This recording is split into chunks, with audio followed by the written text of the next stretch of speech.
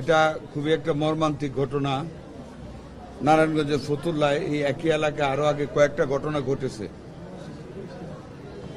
সরকারিভাবে দেয়া gas line, probably দেয়ার ওয়াজ এ leakage, ঘরের ভিতরে গ্যাস জমেছিল,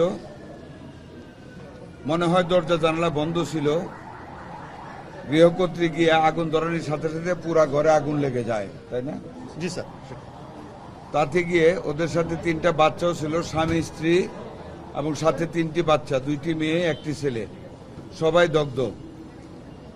যে গৃহকর্তার স্বামী সে 90%, ওনার স্ত্রী 65% এবং বাচ্চাগুলিও আপনার 35%, 40% এরকম পুড়ে গিয়েছে।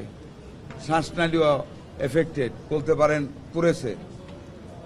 এখানে আমাদের সর্বাত্মক সর্বশ্রেষ্ঠ যে ট্রিটমেন্ট আছে, আমাদের সম্মানিত ডাক্তারগণ সেই ট্রিটমেন্টগুলি করতেছেন। এখন এইচডিইউতে নিয়ে যাওয়া হবে সব রোগীকে, চেষ্টা করা হবে আপ্রাণ, মানে অ্যাভেলেবল যত রকম ভালো ট্রিটমেন্ট আছে সকল ট্রিটমেন্ট দেওয়া হবে। আর্থিক যদি কোনো রকম প্রয়োজনীয়তা পড়ে, আমরা সরকারের পক্ষ থেকে, আমি একটু আধা ঘন্টা আগে ছুটে এসেছি যে আর্থিক ব্যবস্থা করা হবে, আমাদের চেষ্টার কোনো ত্রুটি থাকবে না। তবে এটা অনেক দুঃখজনক ঘটনা, আমরা এইমাত্র এখানে আলাপ করেছি। এটা আপনারা জানেন, অ্যাওয়ারনেস বৃদ্ধি করা ছাড়া বহুভাবে বলা হয় যারা সিলিন্ডার ব্যবহার করেন সিলিন্ডারটা যেন বাইরে রাখেন, সিলিন্ডারটা যেন মাঝে মাঝে কোম্পানির লোক দিয়ে চেক করান লিকেজ আছে কিনা, বা সরকারি যে গ্যাস লাইন দেওয়া হয় এটাও ঘরের ভিতরে কোনো লিকেজ থাকে কিনা, যেখানে নজলটা থাকে ওইটাও চেক করাইতে আমরা কিন্তু সাবধান করি, এবং ঘরের দরজা জানলা খোলা রাখতে বলি গ্যাস লাইনের ভিতরে। আসলে আমাদের সমাজে অ্যাওয়ারনেসের অনেক অভাব আছে। এই ঘটনাটা দেখে আমি অত্যন্ত মর্মাহত। আমরা 2-1 দিনের ভিতরে ইন্টারমিনিস্টারিয়াল একটা মিটিং করব এই অ্যাওয়ারনেস বৃদ্ধি করার জন্য মানুষের মধ্যে। কারণ অ্যাওয়ারনেস বৃদ্ধি করা ছাড়া এটা তো আমাদের সরকারের পক্ষ থেকে তো আগুন বন্ধ করার কোনো উপায় হাতে নাই। অ্যাওয়ারনেস বৃদ্ধি করলে আগুনের দুর্ঘটনাটা কমে যাবে, আমাদের প্রাণপ্রিয় মানুষগুলি বাঁচবে।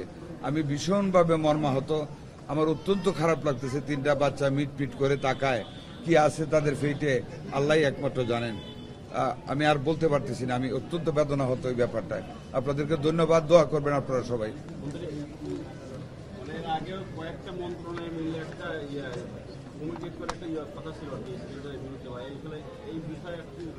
এইভাবে টিভিতে কয়েকবার দেওয়া হয়েছে, আমাদের গ্যাস কর্মীরা পর্যন্ত বলে আসেন, কিন্তু আমরা জনগণ কিন্তু সেটা অ্যাডিয়ার করি না, আমরা শুনি না এবং মেনটেন করি না, রক্ষা করি না। সিলিন্ডারগুলি দেখা যায় চুলার নিচে যিনি পাক করেন ওনার বুকের নিচে সিলিন্ডার পড়ে থাকে। বলেন এই সিলিন্ডার ব্রাস্ট হলে বাঁচার কথা, এটা করে বারবার বলা হয়। এখনো টিভিতে দেখানো হচ্ছে যে গ্যাস যে ঘরে পাক করেন জানালাটা খোলা রাখবেন, দরজা খোলা রাখবেন। এরপরও যখন ঘরে ঢুকবেন মেজবাতির দরজার মধ্যে বাতি দিয়ে দূরে থেকে দেখবেন আগুন গ্যাস আছে কিনা, কিন্তু কেউ এটা করে না, এবং ওইটার ফল আজকের অ্যাক্সিডেন্টটা কি যে মর্মান্তিক। একটা ফ্যামিলি ফিনিশ। দোয়া করবেন আল্লাহ যেন